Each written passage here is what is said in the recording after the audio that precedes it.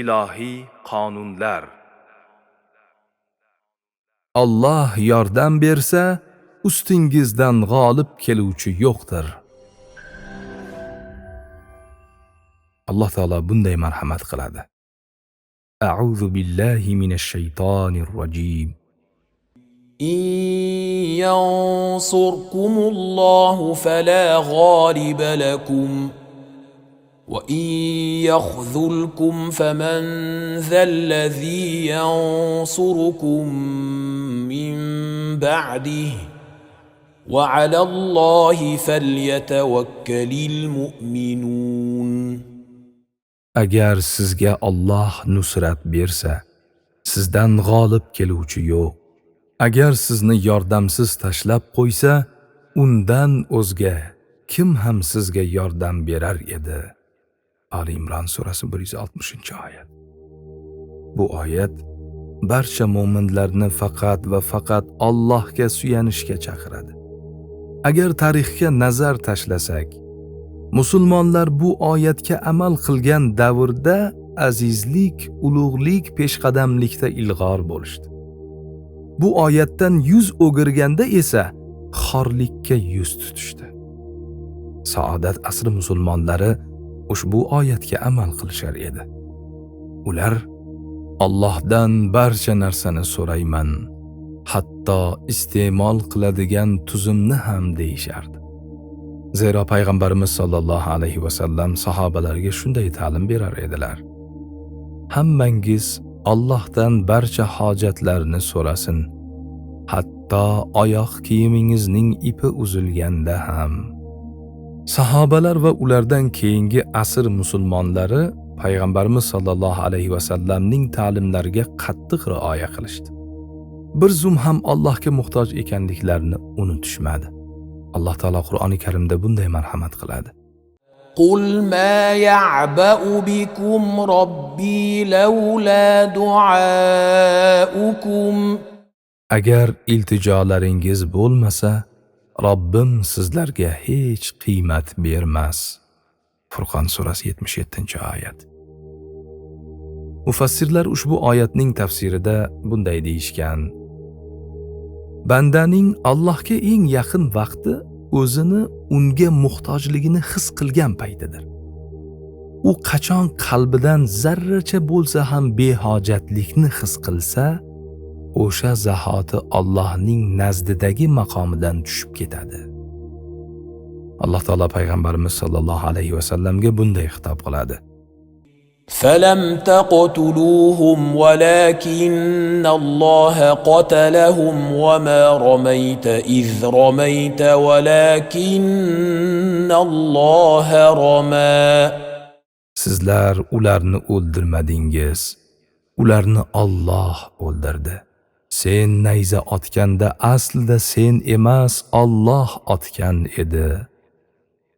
Anfal surasi 17-oyat. Payg'ambarimiz sollallohu alayhi va sallam hamisha mana shu e'tiqodda edilar.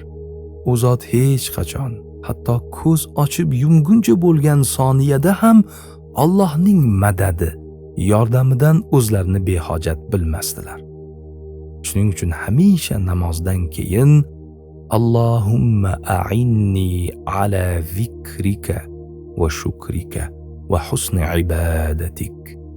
Ya'ni Allohim zikringni, shukringni va go'zal shaklda ibodatingni qilishim uchun menga yordam ber deb duo qilar edilar.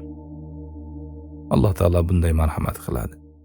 يا أيها الناس أنتم الفقراء إلى الله والله هو الغني الحميد. Ey odamlar, sizlar Allohga muhtojdirsiz. Alloh esa behojat zotdir. Fotir surasi 15-oyat. Alloh taolo tutayotgan ro'zamizga, o'qiyotgan namozimizga, qilayotgan ibodatlarimizga aslo muhtoj emas. Bu haqda Qur'oni Karimda bunday deyiladi. Sizlar so'yayotgan jonliqning go'shti ham, qoni ham Allohga yetib bormaydi. Alloh unga muhtoj emas. Aksincha, banda har nafasida Allohga muhtoj. Qolaversa qilayotgan ibodatlardan ham faqat bandaning o'ziga manfaat bor. Rasululloh sallallohu alayhi va sallam ummatlari hamisha Allohga muhtoj ekanliklari haqida quyidagi hadisi qudsiyda aytganlar. Ey bandalarim, barchangiz adashuvdasiz. Hidoyatda yurganlari ham men hidoyatga boshlaganim uchun ibodatda yurishibdi. Shunday ekan, mendan hidoyat so'rang, to'g'ri yo'lga boshlayman. Ey bandalarim, barchangiz ochsiz. Qorni to'qlar aslida men to'ydirganim uchun qorni to'q. Shunday ekan, mendan taom so'rang, beraman. Ey bandalarim, barchangiz kiyimsizsiz. Kiyimi borlar aslida men kiyim berganim uchun kiyimlidir. Shunday ekan, mendan so'rang, kiyintiraman. Ey bandalarim, barchangiz xoh ins, xoh jinlar bir joyga to'planib, mendan birma-bir so'rab chiqishsa, ularning har biriga so'raganini alohida beraman. Bu berishim ila mulkimdan biror narsa kamaymaydi. Alloh bandaga yordamchi bo'lsa, hech kim uning ustidan g'olib kelmaydi.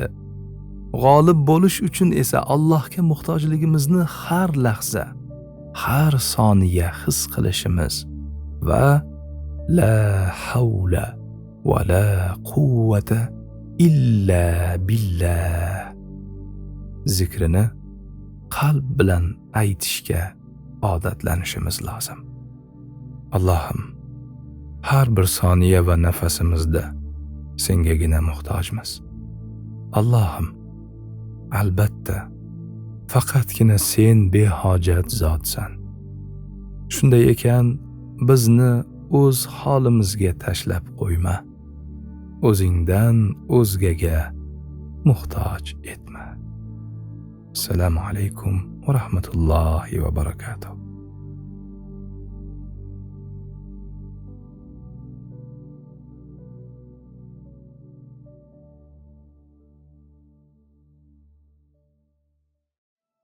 Audio kitob Ilohiy qonunlar. Muallif Odilxon qori Yunusxon o'g'li. Mas'ul muharrir Davron Nurmuhammad. Matnni Abdulqayyum Ismoil o'qidi. Audioni Subhan Muslim tayyorladi. Kitob bitdi.